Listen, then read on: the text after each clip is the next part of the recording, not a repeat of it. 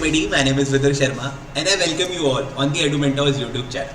So in today's video, let's discuss some of the prominent current affairs. So as you all know, recently India has concluded successfully G20 summit और इस G20 summit में अब ये G20 से हो गई है क्या G21. Why G21? Because एक बहुत prominent union that is African Union को अब G20 का मेंबर डिक्लेयर कर दिया गया है. Right. So first of all let discuss what is this African union. अगर बात करें अफ्रीकन यूनियन की तो अफ्रीकन यूनियन की शुरुआत होती है 1963 में. लेकिन 1963 में it was not got a name African Union, it was Organisation of African Union. तो बेसिकली जो अफ्रीकन कंट्रीज थी, क्योंकि उस टाइम पे 1960s के टाइम पे बहुत सारे अफ्रीकन नेशन नए नए इंडिपेंडेंट हुए थे. तो जब वो इंडिपेंडेंट हुए थे, कॉलोनियल रूल से बाहर आए थे, फ्रांस से, स्पेन से, ब्रिटिश से, तो they want to come together to accelerate their economy. तो उन्होंने एक ग्रुप बनाया जिसका नाम था ऑर्गेनाइजेशन ऑफ अफ्रीकन यूनियन. फिर धीरे धीरे करके बहुत सारी कंट्रीज इसमें अफ्रीकन नेशंस की ऐड हुई और 1999 में बहुत फेमस लीबिया में, अ कंट्री कॉल्ड इज लीबिया, और लीबिया में एक समिट होती है जिसका नाम, जिस समिट के बाद बहुत सारी कंट्रीज और अफ्रीका की इसमें ऐड होती है.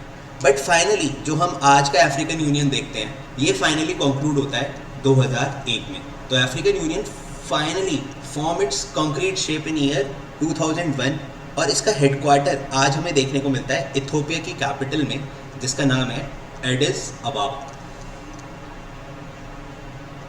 Right. So I have told you all the points. तो क्वेश्चन आ सकता है कि अफ्रीकन यूनियन की फाइनल शेप कब बनी, अफ्रीकन यूनियन का हेडक्वार्टर कहाँ है. एक क्वेश्चन ये भी आ सकता है कि अफ्रीकन यूनियन में कितनी कंट्रीज हैं. So African Union combinedly represent करता है 55 कंट्रीज को. Right. So 55 countries they are totally the part of African Union. So this thing you have to remember कि अब G20 हो गया है G21 वेयर अफ्रीकन यूनियन एक एंटिटी की तरह इसमें ऐड हुआ है. राइट. Now just see the map of Africa. इस अफ्रीका के मैप में आप नोटिस करोगे, अगर मैं पिछले 6 महीने की बात करूँ तो अफ्रीका के बहुत सारे नेशंस हैं जो न्यूज़ में रहे हैं, जैसे कि साउथ अफ्रीका, क्योंकि 2023 की जो साउथ अफ्रीका की समिट हुई थी, साउथ अफ्रीका में जो समिट हुई थी वो हुई थी ब्रिक्स समिट. अभी रिसेंटली आपने देखा होगा पीएम मोदी जोहान्सबर्ग गए थे. तो 2023 summit is in south Africa. ये पॉइंट आपको याद रखना है. अभी 1-1.5 हफ्ते पहले आपने न्यूज़ सुनी होगी a country called as Gabon, जहाँ पर क्या हो गया है, मिलिट्री कूप हो गया है, तख्ता पलट हो गया है. सो ये न्यूज़ भी आपको याद रखनी है. गेबॉन से पहले नाइगर में मिलिट्री कूप हुआ था. ये पॉइंट आपको याद रखना है. Then you have to remember about Ethiopia में रिसेंटली अभी प्रेसिडेंशियल रूल लगा हुआ है, वहाँ पे एक तरीके से इमरजेंसी लगी हुई है. राइट. ये पॉइंट आपको याद रखना है. उसके बाद आपने देखा होगा ये वाली कंट्री मोरक्को अफ्रीका की, यहाँ पे नॉर्थ में आपको दिखेगी Morocco was earlier the colony of France. और रिसेंटली आपने अभी देखा होगा जब ये वर्ल्ड कप हुआ था, फीफा वर्ल्ड कप, तो मोरक्को की टीम पहली बार 4th नंबर पर आई थी. राइट. सो उसने बहुत सेंसेशन क्रिएट करी थी. तो मोरक्को में अभी रिसेंटली अनफॉर्चुनेट अर्थक्वेक हुआ है, तो ये भी आपको न्यूज़ याद रखनी है. उसके बाद ये कंट्री आपको दिख रही होगी यहाँ पर लीबिया न्यूज़ में, लेकिन क्योंकि लीबिया में भी रिसेंटली एक स्टॉर्म आया है जिसका नाम है डैनियल स्टॉर्म, जिसकी वजह से वहाँ पर फ्लड्स आ गए हैं. राइट. सो अफ्रीका आप देखोगे तो बहुत ज़्यादा न्यूज़ में रहा है, Niger, Gabon, Morocco, Libya, Ethiopia, south Africa.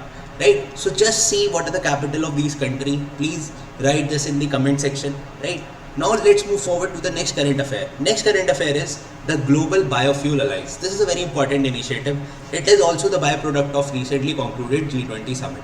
Right. So in this G20 summit, the country has come together with the initiative which is led by India known as the Global Biofuel Alliance, which aims to develop the intergovernmental organization and to promote the use of biofuels. अगर आप notice करोगे तो आज के समय पे world countries कोशिश कर रही है सस्टेनेबल डेवलपमेंट की, जितना कम से कम कार्बन एमिशन हो वो सारा फोकस है उनका, और उसी चीज़ को आगे बढ़ाते हुए they have come with this biofuel alliance. So biofuel आपने देखा होगा जैसे बेसिकली शुगर केन इंडस्ट्री का जो बाय प्रोडक्ट है ethanol, it is use as a biofuel. Maize is use as a biofuel. Right. So biofuel एक तरीके से क्लाइमेट फ्रेंडली फ्यूल होता है. राइट. और इसका प्रमोशन से फ़ायदा ये होगा कि ज़्यादा से ज़्यादा country renewable form of energy पर अपना डिपेंड हो जाएंगी, एक तरीके से नॉन रिन्यूएबल से रिन्यूएबल की तरफ शिफ्ट हो जाएंगी. अगर इस इनिशिएटिव की बात करें तो इस इनिशिएटिव में It was initiated by the 9 countries, which include India, US, Brazil, Argentina, Bangladesh, Italy, Mauritius, South Africa, and Saudi Arabia. The most important thing is that UAE जो कंट्री है, जो कि टोटली ऑयल डिपेंडेंट इकोनॉमी है, वो भी biofuel alliance का part बनी है. तो ये भी एक स्ट्राइकिंग चीज़ है, तो ये ध्यान रखना है. अगर एग्जाम में क्वेश्चन आता है कि सर इंटरनेशनल बायोफ्यूल डे कब बनाते हैं हम, तो 10 अगस्त को हम इंटरनेशनल बायोफ्यूल डे बनाते हैं.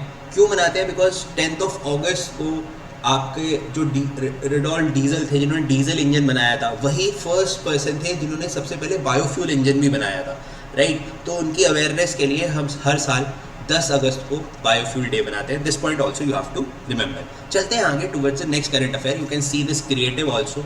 You can see our prime minister Modi है ना, Sheikh Hasina from Bangladesh. So all these people, they have come together to launch a global biofuel alliance. Now let's move forward.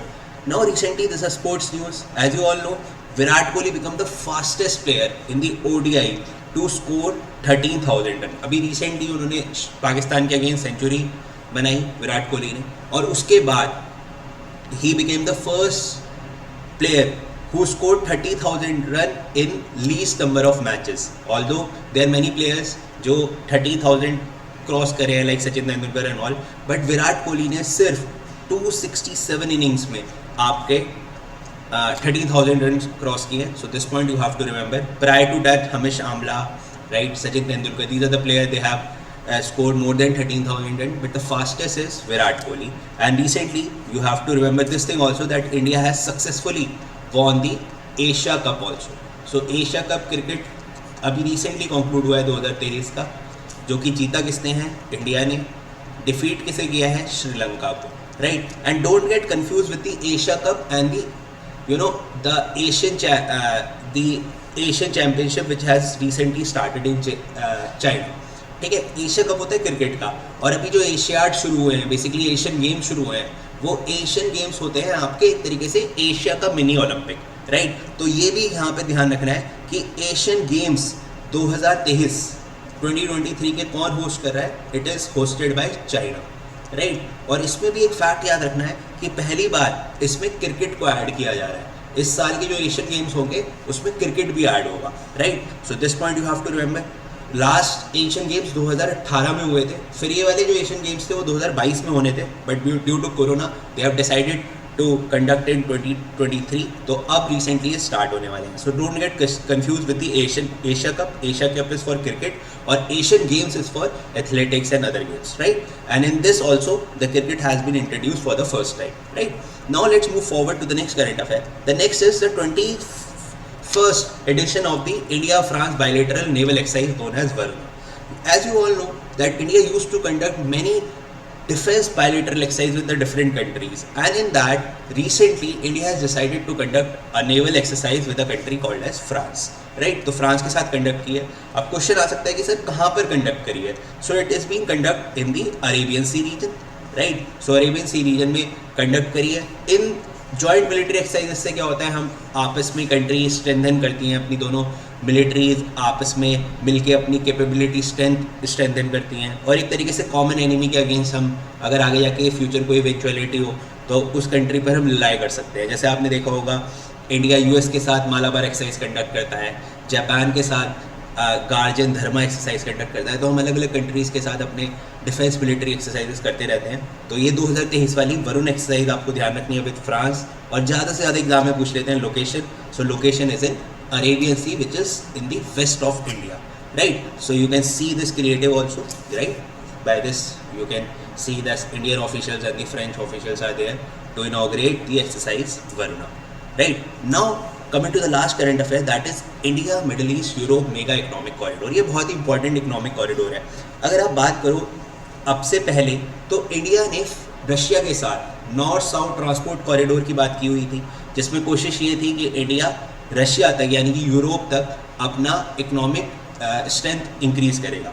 लेकिन ये जो India middle east Europe corridor है, इसका आइडिया ये है कि जो ओल्ड सिल्क रूट था, राइट, जो पुराने टाइम पे इटली से लेके तिब्बत होता हुआ इंडिया की तरफ आता था, उसे एक तरीके से रिवाइव किया जाए, right. So in this G20 summit only, India Middle East Europe economic corridor has been announced, and this corridor is an initiative by the countries like India, UAE, Saudi Arabia, European Union, Italy, Germany, and United States. Right?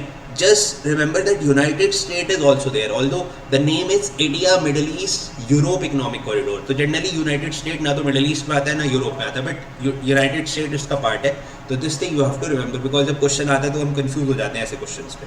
Right? So this is a basically a historic move by the all these countries, and their plan is to revive the old ancient Silk Route and the Spice Route, which was earlier functioned during the ancient times. Right? You can also see this map also. So यहाँ पे देखो ये India हो गया, इधर you can see the country like Middle East.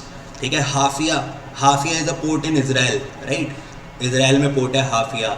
Riyadh is the capital of Saudi Arabia. Dubai, UAE. So all these countries are the member, and here you can see the Italy. So this a good initiative. अब आप देखना आने वाले time में अगले 5-6 साल में port development बहुत स्टार्ट होने वाली है, बिकॉज इकोनॉमिक कॉरिडोर बिना पोर्ट डेवलपमेंट के नहीं होते हैं. राइट? तो पोर्ट डेवलपमेंट स्टार्ट होगी, उससे ट्रेड इंक्रीज होगा, इवेंचुअली इकोनॉमी बिल्डअप होगी. Right? So all these things are very much important. Right? You can see this from India to middle east, then connecting to the northern airport you can see the country like India, UAE, Saudi Arabia, Jordan, Israel, Italy, France, and Germany. So the good, you can take the screenshot of this image also so that you can remember all the countries. Right? So this is all from my side. I hope you like this session. See you soon in my next class. Till then, stay blessed, good luck, and have a nice day.